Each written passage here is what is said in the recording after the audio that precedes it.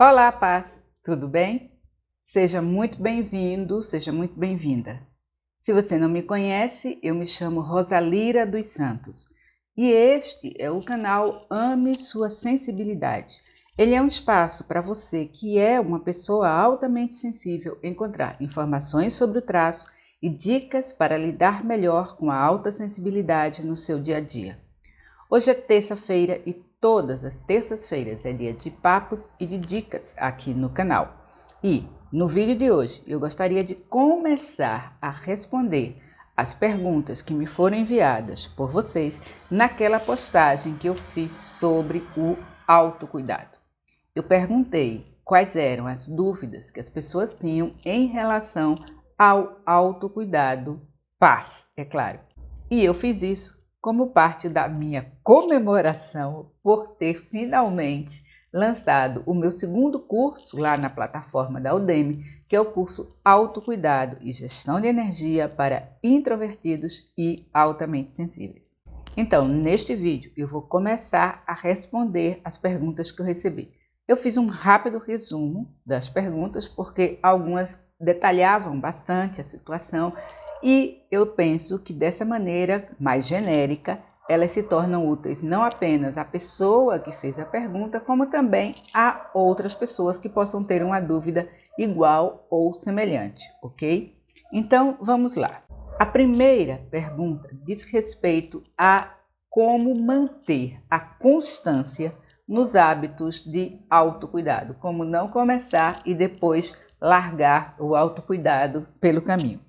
E a primeira coisa que eu queria dizer a este respeito é que a gente precisa entender que, sim, mudar hábitos é algo bastante difícil. Isto por quê? Porque qualquer mudança nos tira da nossa zona de conforto.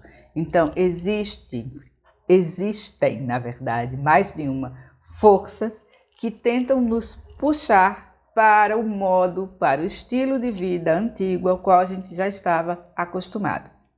E para fazer a mudança de forma sustentável, ou seja, que ela perdure no tempo, nós precisamos entender essas forças e aprender a lidar com elas.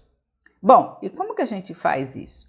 A primeira coisa que é importante, a primeira sugestão para fazer isso é que você investigue, já falei isso aqui, investigue qual é o seu sistema de crenças, quais são as crenças que você tem que apoiam as mudanças e quais são as crenças que você tem que sabotam as mudanças.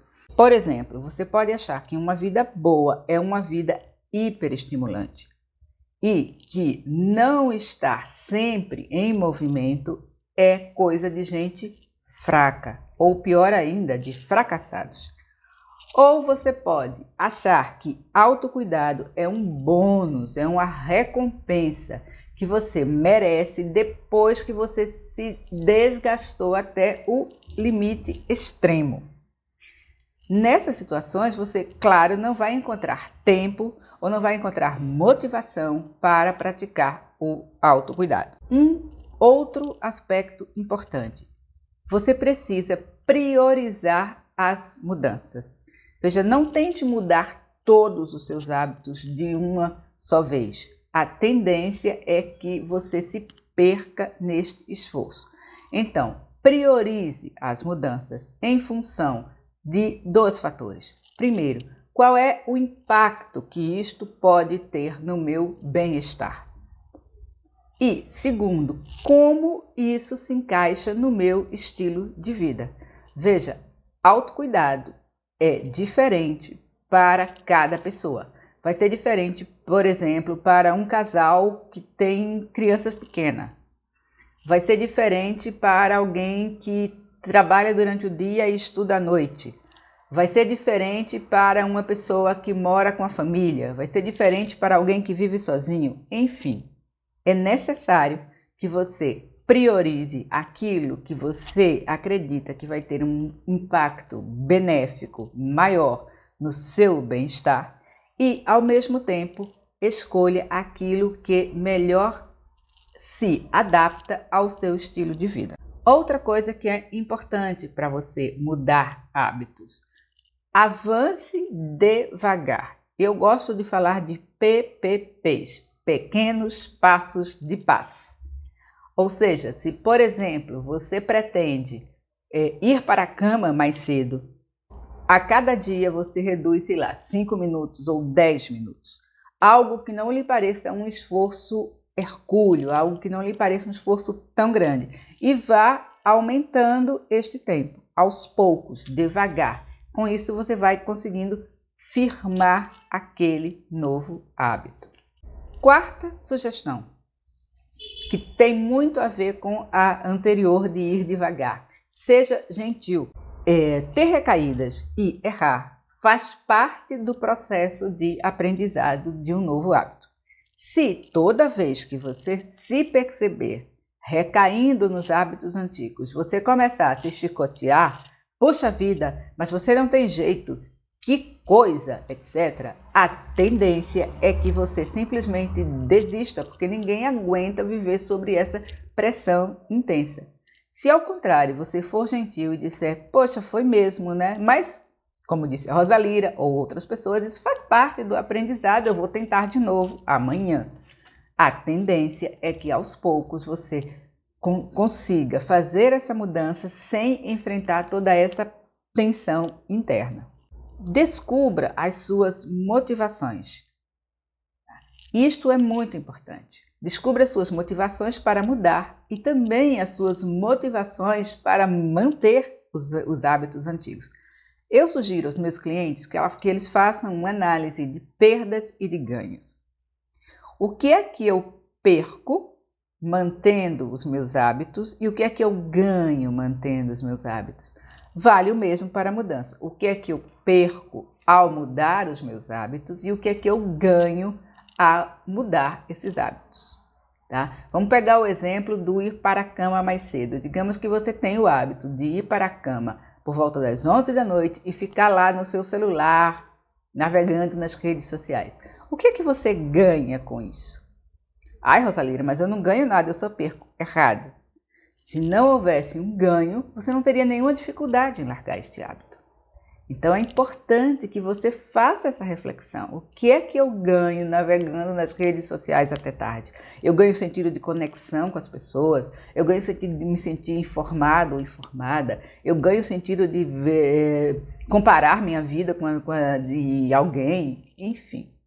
É importante que você descubra o que é que lhe motiva a mudar, mas também o que lhe motiva a permanecer com aquele hábito. E muito ligado a isso, mas seja radicalmente honesto ou honesta com você mesmo ou você mesma. Muitas vezes nós pensamos que queremos uma mudança, porém, no nosso íntimo isto não é verdade. Temas de insegurança, de autoestima, etc., podem fazer com que, no fundo, a gente não acredite na possibilidade da mudança. E isto vai atuar como um sabotador do nosso processo. Outra sugestão, busque apoio. Veja, como eu falei no princípio, mudar hábitos é algo bastante difícil. E se torna ainda mais difícil quando a gente está num ambiente que não apoia essa mudança. A gente está num ambiente que não apoia os nossos hábitos novos. Vamos dizer, por exemplo, que você quer deixar de fumar, mas que a maioria dos amigos que você tem, com quem você sai, são fumantes. Então, isto vai atuar como uma contracorrente do seu desejo de mudança. Então, é importante que você entenda que talvez, e talvez apenas, você tenha que abandonar determinadas pessoas e ambientes, pelo menos até que a sua mudança se consolide. Substitua os hábitos antigos por novos hábitos. Veja, não existe um espaço vazio na nossa vida. Se você não coloca um outro hábito no lugar daquele que você decidiu largar, a tendência é, de novo, que você volte a ele.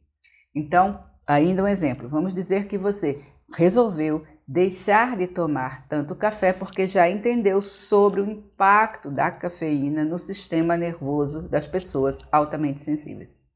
Então, o que você pode fazer? Você pode começar um processo de experimentar diferentes tipos de chás para descobrir quais que você gosta. Você pode começar a pesquisar sobre chás importados, diferentes, etc. Ou você pode fazer o seu próprio blend de ervas para ir experimentando novos sabores, composições, enfim. É importante que você coloque algo no lugar daquilo que você costumava fazer. E, por fim, crie o seu próprio programa de autocuidado. Como eu disse no começo, autocuidado varia de pessoa para pessoa, em função de gostos, em função da situação de vida e por aí vai. Então, a sugestão aqui é que você conheça um conjunto de práticas e de técnicas e de atividades ligadas ao autocuidado. Experimente-os na medida do possível, experimente-os e depois escolha aquelas que melhor se adequam ao seu estilo de vida. E com isso você cria o seu próprio programa. Como eu também já disse, o curso Autocuidado e Gestão de Energia está recheado de sugestões. A minha ideia foi exatamente essa, apresentar um leque bastante amplo de sugestões para que você pudesse experimentar, testar e criar o seu programa de autocuidado. Bom, vamos então para a segunda pergunta, que, de novo, é um resumo. Foi algo assim: como exercer o autocuidado diante de pessoas insensíveis e frias? O desgaste emocional é muito grande. A primeira coisa que é importante é que eu não tenho dados suficientes sobre essa situação. Eu não conheço as pessoas em questão, eu não sei exatamente do que se trata. Dito isto, vamos lá. Em primeiro lugar, uma coisa que é importante que se entenda é que pessoas frias e insensíveis são um julgamento, uma opinião emitida a partir da nossa percepção. E eu preciso lembrar que a nossa percepção é uma percepção relativamente distinta daquela da maioria das pessoas, dos outros 80%. Nós tendemos a sermos mais emotivos, a nos magoarmos com mais facilidade, nós tendemos a remoer mais as situações, a ter dificuldade em largar essa mágoa devido à profundidade de processamento e tudo isso. O que eu quero dizer? Que nem sempre as atitudes que, do nosso ponto de vista, parecem insensíveis, o são do ponto de vista das outras pessoas. Dito isto, é claro que algumas relações e não pessoas, podem nos ser prejudiciais. E neste caso é nossa responsabilidade cuidarmos de nós e da nossa sensibilidade, claro. E como que a gente faz isso? Do meu ponto de vista, é importante que nós nos enfoquemos em dois aspectos. Um deles é cuidarmos de nós mesmos e das nossas emoções. E o segundo aspecto é cuidarmos da relação. Cuidarmos das nossas emoções diz respeito àquilo que nós chamamos de autocuidado emocional. Ou seja, como eu estou consciente das minhas emoções e como eu faço para regulá-las, para lidar com elas. O primeiro passo para a gente fazer isso chama-se autoconsciência. Eu preciso aprender a perceber as minhas emoções e a entendê-las. E para isso é bastante importante que eu aprenda a nomeá-las. Eu posso dizer para mim mesma, eu estou com raiva. E isto nos leva ao segundo aspecto deste tipo de autocuidado, que é a aceitação. No momento que eu digo, eu estou com raiva, tudo o que importa é que eu reconheça esta emoção. Não existe uma emoção certa ou errada, existe apenas a emoção. Então eu preciso aceitá-la para começar a trabalhar com ela. Entretanto, é preciso que você, ou eu, ou qualquer outra pessoa, entendamos que, embora não existam emoções certas ou erradas, a emoção corresponde a uma interpretação que eu estou fazendo da realidade e dos fatos. A minha interpretação é apenas isto. uma interpretação. Ela não é a verdade sobre o fato, sobre o que aconteceu ou sobre a outra pessoa. Isto é muito importante que a gente tenha bastante claro. Depois disso, você foi capaz de reconhecer a sua emoção, você foi capaz de aceitá-la como uma coisa natural, como uma coisa humana, que corresponde à interpretação que você teve do fato. É o momento de entender a razão dessa emoção. Qual necessidade sua não foi satisfeita e desencadeou este sentimento? Você pode usar a fórmula clássica. Eu sinto raiva porque queria mais atenção do meu parceiro ou parceira. A fórmula eu sinto por quê, tá? Na base do porquê sempre há uma necessidade sua que você sentiu que não foi satisfeita ou que foi ignorada. Depois, pratique a autocompaixão. Entenda que este é um momento em que você está frágil, fragilizado ou fragilizada em função do seu sentimento e que é o momento para que você cuide de si mesmo ou de si mesma. A fórmula clássica da autocompaixão: trate-se como trataria a um amigo querido. O outro aspecto diz respeito a cuidar da relação. Como é que você cuida da relação? Em primeiro lugar, reconhecendo que toda relação é de pelo menos dois polos. Existe a outra pessoa e todas as coisas que ela fez ou não fez, mas também existe você. E o único polo sobre o qual você pode trabalhar é você. Então, neste aspecto, a minha primeira sugestão é que você revise as suas expectativas. Quais eram as minhas expectativas em relação a esta pessoa? Eu esperava que ela adivinhasse meus desejos, minhas necessidades. Eu esperava que, de alguma maneira, ela me pagasse por todos os sacrifícios que eu fiz por ela. Eu esperava que ela me compreendesse sem que eu precisasse me expressar. Eu busquei arrumar a vida dela, salvá-la de alguma maneira e ela não me foi grata. Então, em primeiro lugar, o que lhe faz sentir que essa pessoa é insensível ou fria? Quais eram as suas expectativas em relação a ela? A outra questão: você está respeitando o direito dela de ser diferente de você? Existe uma frase em coaching ontológico que eu gosto muito de repetir, que diz respeito ao direito do outro ser legitimamente um outro. A outra pessoa pode ter uma forma de pensar completamente diferente da sua e isto é legítimo. Por fim, se ao final desta análise você ainda perceber esta relação como sendo uma relação que não é positiva para você, então afaste-se. Veja, você pode afastar-se fisicamente, é claro, porém nem todas as relações permitem esse tipo de afastamento. Você pode também afastar-se emocionalmente, energeticamente. E para isso, é importante que você perceba que o comportamento da outra pessoa lhe atinge na medida que você permite isto. Então, se a sua avaliação é que essa relação é prejudicial para você, afaste-se dela, seja fisicamente, seja de um ponto de vista emocional ou energético. Permita que a pessoa seja quem ela é, sem que isso tenha um rebatimento tão doloroso em você.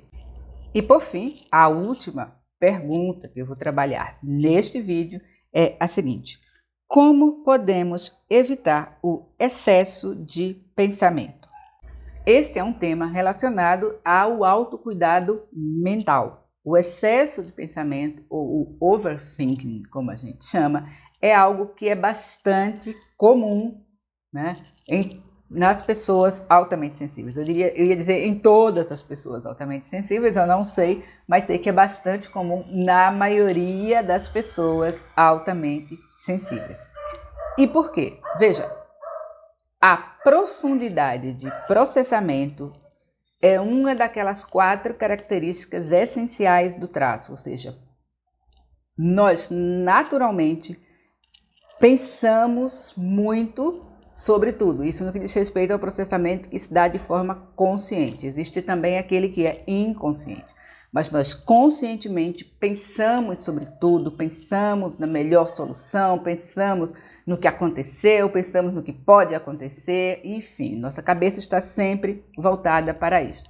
Um outro aspecto comum a muitos de nós é o perfeccionismo, que também nos leva ao excesso de pensamentos. Por quê? Porque nós ficamos na nossa cabeça tentando avaliar todas as possibilidades para fazer as escolhas certas, aquela escolha correta que não vai dar nenhum problema. E eu queria, infelizmente, lhe deixar triste dizendo que ela não existe. Toda e qualquer escolha vai implicar em algumas perdas também. Mas enfim, tudo isso nos leva a viver na nossa cabeça. O que é que eu quero que você perceba? Que quando nós estamos na nossa cabeça, nós estamos ou remoendo algo que passou, que aconteceu, ou nós estamos nos preocupando com algo que pode vir a acontecer. E aí está a chave. Quando você está na sua cabeça, duas coisas acontecem. A primeira, você não está no seu corpo. E a segunda, você não está no presente. Então, o maior antídoto para o excesso de pensamento é estar no corpo e no presente. E como é que eu faço isso? Eu acabei de publicar, está aqui o último vídeo do canal, foi a entrevista com a Priscila sobre a atenção plena, que é aquilo que lhe traz de volta para o seu corpo e para o seu presente. Você pode fazer isso, por exemplo, usando um dos 5 sentidos. Você pode se concentrar apenas naquilo que você está ouvindo. Feche os olhos, ou você pode se concentrar no seu tato, ou você pode se concentrar na sua visão. Volte para o presente e volte para o seu corpo. Este é o melhor antídoto para a nossa tendência a voar, nossa tendência a viver na nossa cabeça. E é um antídoto que é muito necessário porque o excesso de pensamentos, esse cérebro que não para, é um dos grandes consumidores de energia para altamente sensíveis e introvertidos, como eu digo lá no curso. Bom, como você viu, foram apenas 3 perguntas, mas foram 3 perguntas que nos fizeram pensar sobre muita coisa. E por isso eu dividi em blocos. No próximo vídeo eu continuo respondendo as perguntas que vocês fizeram. E este foi o Papos e Dicas dessa terça-feira. E como sempre eu espero que o conteúdo tenha sido útil. Como sempre também eu peço que se você gostou, assine o canal, clica aí no botão, assine o canal. Aciona o sino para receber as notificações e também, como sempre, se você conhecer alguém para quem estes temas e estes esclarecimentos podem ser úteis, por favor, compartilha este vídeo e me ajuda a difundir informação e informação de qualidade, informação pesquisada sobre a autossensibilidade aqui no Brasil. Muito obrigada por ter me assistido, beijos e bênçãos e até a próxima. Tchau!